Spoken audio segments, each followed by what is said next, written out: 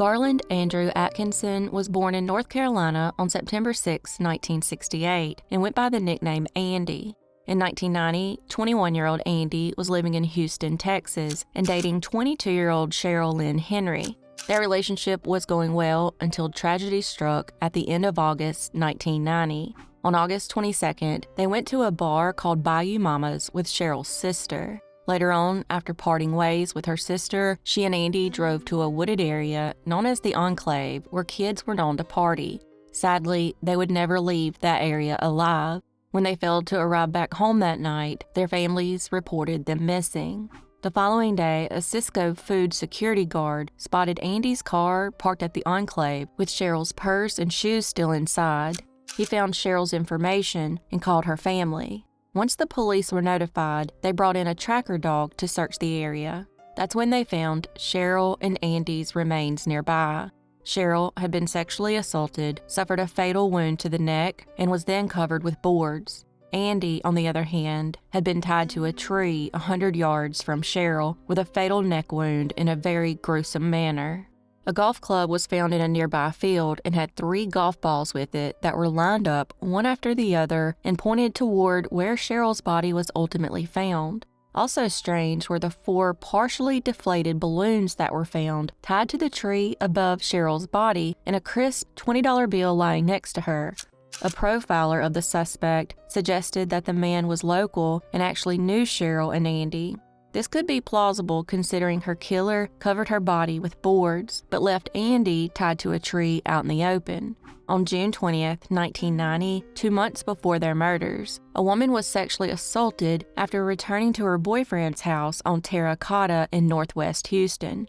When she entered the home and walked to the upstairs bedroom, the man put a revolver to her head, tied her hands behind her back, and then put duct tape over her mouth. After he was done sexually assaulting her, he put her on the floor and told her not to move and said, and I quote, "I may be in the house for an hour or for 5 minutes." I'm assuming he said that to scare her so she wouldn't move. Thankfully, she survived and was able to provide a composite sketch of the man. She also reported that he was wearing some kind of uniform. Could that have been a security guard uniform?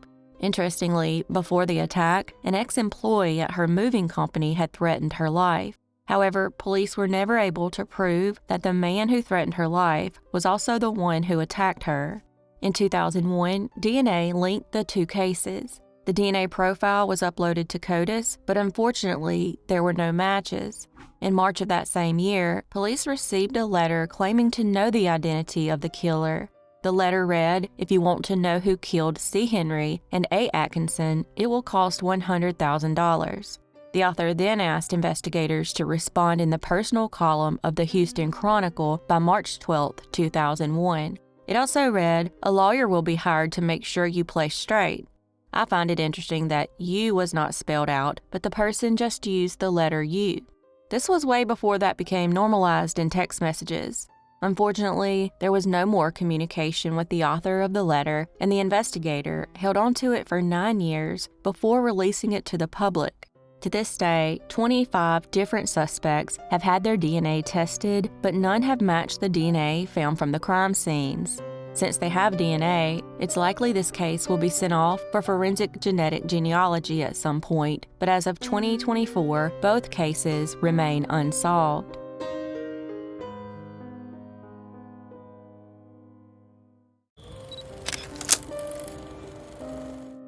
In 2023, 56-year-old Larry Bob Ballard Jr., who simply went by Bob, was living in Douglasville, Texas, with his wife Connie. Connie described Bob as a bubbly, happy person who loved to make people laugh. 17 years after meeting, all their bills were paid off, they had animals together, and by all accounts were living their best years. That is until Bob up and vanished one day. Connie and Bob had met in 2006 while she was working as a dog groomer. He came in to sharpen the blades for a coworker of hers, and she was immediately smitten and wanted to know why she wasn't asked if her blades needed sharpened. 4 years later, in 2010, they were married and were still together in 2023. On April 26, 2023, Bob got up early, woke up Connie, and told her he was heading to a feed store in Atlanta, Texas. He asked if she needed cigarettes, and she said yes. Once he was gone, it hit her that he had gotten up before her, which was very unusual. So she got up, made a cup of coffee, and sent him a text letting him know they needed more coffee creamer, but she never got a response. She then tried calling him, but once again, there was no response. Unfortunately, Bob had past struggles with drug addiction, so when he didn't respond, she thought he might be off doing drugs. He finally called her back at 2 p.m. the next day. He told her he would be home as soon as he got his truck unstuck. Bob's brother-in-law went to help him, but was unable to get the truck out of the mud hole because it had a blown tire and no spare. By 11 p.m., his brother-in-law decided to leave, but Bob refused because he didn't want to leave his welding equipment unattended, worried that someone might steal it. When the brother-in-law returned the following morning with a tire, the truck was there, but Bob was nowhere to be found. The truck was locked and the keys were missing. Connie quickly called the police to report him missing. Investigators tracked his phone's location and showed Bob had most likely left the location on foot. They know this because the pings weren't moving very fast, but showed he was heading to an area north of Douglasville around Highway 8 and County Road 2122. This is where the story gets really strange. His phone was actually found inside the truck, sitting on the console. Did he return to the truck after walking to the area where law enforcement tracked his phone? Connie has even admitted that finding his phone in the truck was strange, considering investigators claim they saw the phone walking away from the area. While drugs could have been a factor in his disappearance, Connie said that his diabetes and low blood sugar could as well. Connie continues to search for Bob, but as of 2024, he has never been found, and this case remains unsolved.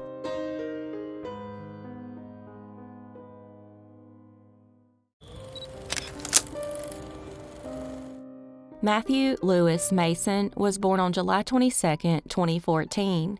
In early 2018, 3-year-old Matthew was living with his mother, Amanda Mason, and her boyfriend, Maurice Hull, in the Stocks Creek Mobile Home Park in Port Huron Township, Michigan. On February 19, 2018, Amanda and Maurice left for work and left Matthew, who was still in bed, with the babysitter. The first thing the babysitter did was check on him, and to her horror, she found him unresponsive and quickly called 911. When emergency services arrived, they sadly pronounced Matthew dead. An autopsy found that he had blunt force injuries all over his body, injuries that his mother and boyfriend could not explain. Several neighbors told investigators that the child was being mistreated and neglected.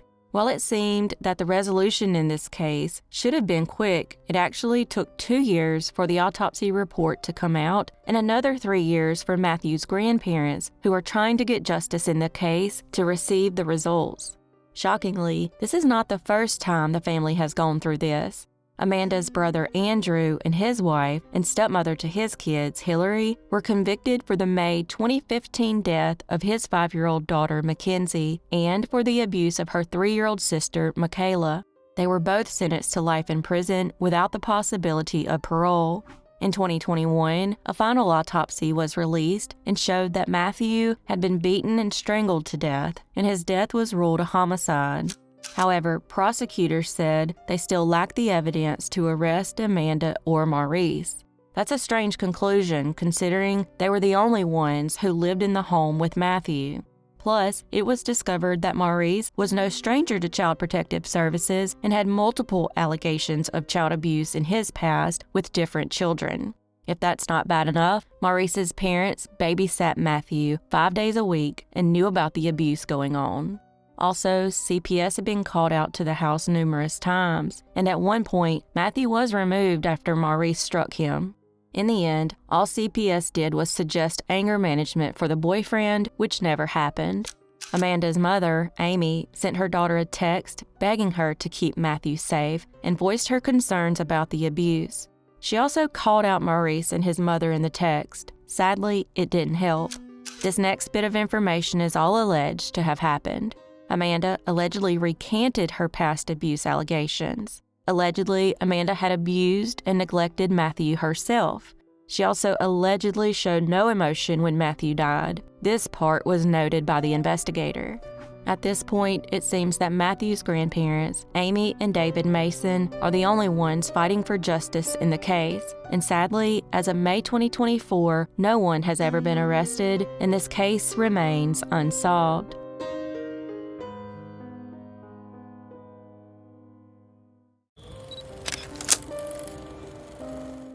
Roxanne Elizabeth Paltauf was born on January 3, 1988, and went by the nickname Roxy.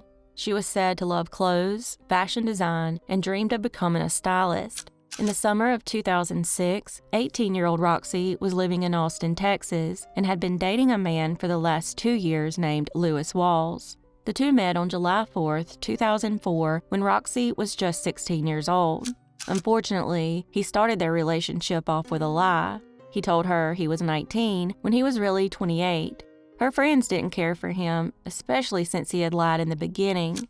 Unfortunately, Lewis was an abusive person who had a history of threatening ex-girlfriends, and his relationship with Roxy was no different. 2 of his exes even took out protective orders against him. Lewis's criminal record dates back to 1995. Interestingly, and I always find this so ironic, Lewis's mother didn't approve of Roxy, even though she often cared for his 2 children. Roxy's mother, Lizzie, disliked Lewis because she thought he had a bad attitude and believing his life was heading nowhere. A friend of Roxy's said that he would occasionally cheat and push her around. She even began noticing bruises and cuts on Roxy's face. However, when asked about it, Roxy would get very defensive. Another friend said that Lewis had hit Roxy in the nose so hard one time that it caused serious damage, and she had to have surgery to fix it. Unfortunately, the relationship would continue to worsen, and during the summer of 2006, Roxy would strangely disappear. On July 7, 2006, Roxy and Lewis were celebrating their 2nd anniversary and decided to spend the night at the Budget Inn off I-35 in Austin.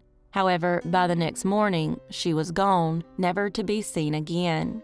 Lewis claimed they got into an argument, and she stormed off between 9 and 10 p.m., carrying only her ID.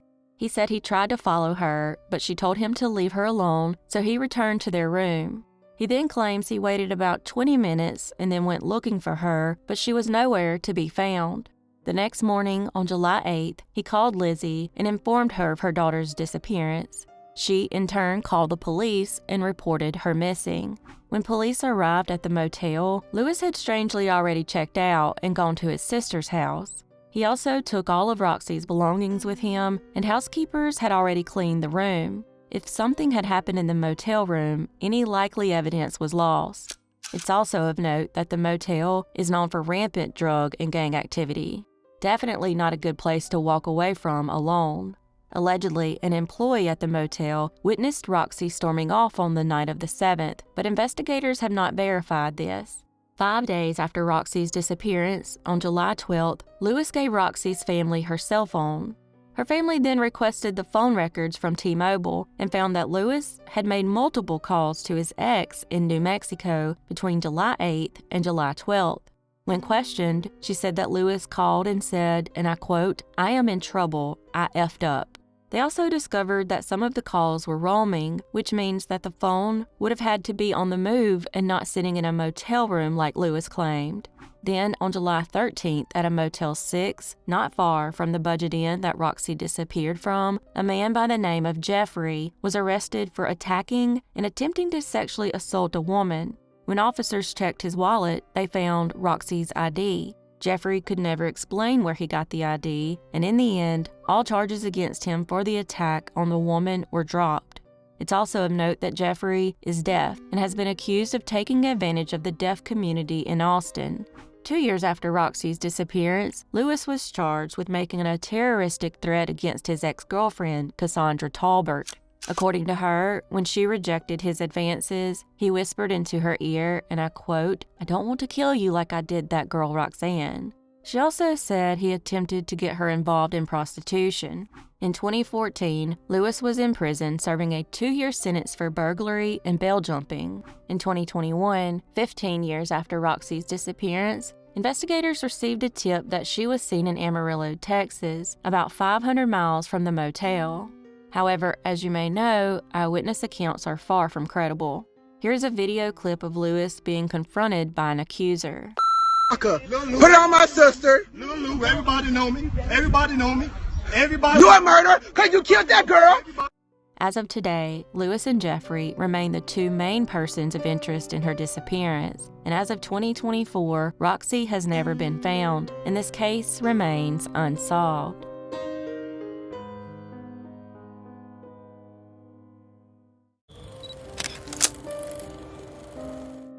Sherri Ann Jarvis was born on March 9, 1966, in Stillwater, Minnesota, and went by the nickname Tatey. Sherri was described as a street-smart girl who was very extroverted and intelligent. She was said to love children, animals, and horseback riding. Unfortunately, by 1979, Sherri had missed so much school that she was removed from her parents' custody and placed into a temporary foster home to await a juvenile detention hearing for the absences. However, she would never face the judge because on the day of the hearing, in March of 1980, she ran away from the Washington County Courthouse where the detention hearing was set to take place, along with two other girls. By the time they got to Green Bay, Wisconsin, over 200 miles from Stillwater, the other two girls decided to return home, but Sherri refused. Since the girls took the car, Sherri was left to walk. 5 months later, in August of 1980, her family received a letter from Sherri, who was in Denver, Colorado. She told them she was upset about being incarcerated and they wouldn't see her again until she was at least 18 years old. In October, there was a sighting of her in Rockport, Texas on Halloween. 3 witnesses claimed they had seen her and said she wanted to visit a friend at the now-defunct Ellis Prison Farm. One of those witnesses was the manager at the South End Gulf Station, and the other was 2 waitresses at the Hitchin Post truck stop. One of the waitresses asked the girl if her parents knew where she was, and she replied, "Who cares?" It remains unclear who she wanted to see at the Ellis Prison Farm. Sadly, Sherri was never seen alive again after that day. On November 1, 1980, in Huntsville, Texas, a truck driver passing by the Sam Houston National Forest at around 9:30 a.m. discovered Sherri's unclothed body about 20 feet off Interstate 45. She had sadly been beaten, sexually assaulted, and strangled to death. She was also found with deep bite marks on her shoulder. Unfortunately, they were not able to recover DNA from the sexual assault kit. It's theorized that an object was used on her instead, and that's why DNA could not be recovered. This lends a hand to the theory that her murderer was female. The theory also suggested that men typically bite women in more sensual areas and not on their shoulders. Investigators believe her killer picked her up while she was hitchhiking. Another theory is that Sherri's murder is linked to 3 other murders that occurred in 1980 alongside Interstate 45. All 3 girls were strangled and sexually assaulted, similar to how Sherri was sexually assaulted. Sadly, her family was unaware of her murder because she remained unidentified until 2021. It's now been over 40 years since she was murdered, and as of 2024, this case remains unsolved.